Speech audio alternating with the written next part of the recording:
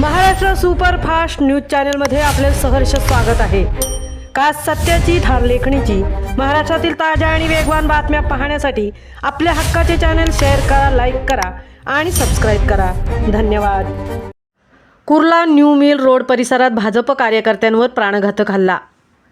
कुर्ला पश्चिम येथील new mill road परिसरात भाजप कार्यकर्त्यांवर फेरीवाल्यांनी प्राणघातक हल्ला केल्याची धक्कादायक घटना समोर आली आहे।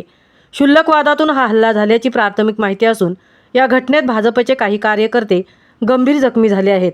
जखमी कार्यकर्त्यांवर सध्या रुग्णालयात उपचार सुरू आहेत। मिळालेल्या माहितीनुसार न्यू मिल रोड परिसरात फेरीवाल्यांशी झालेल्या किरकोळ वादाचे रूपांतर अचानक हिंसाचारात झाले। वाद चिघळतात फेरीवाल्यांनी एकत्र येत भाजप कार्यकर्त्यांवर काठ्या, लोखंडी रॉड व इतर हत्यारांनी हल्ला केल्याचा आरोप भाजप कार्यकर्त्यांकडून करण्यात येत आहे। या घटनेनंतर परिसरात काही काळ तणावाचे वातावरण निर्माण झाले होते। या हल्ल्यानंतर संतप्त भाजप कार्यकर्त्यांनी कुर्ला पोलीस ठाण्याबरोबर बाहेर ठिय्या आंदोलन केले।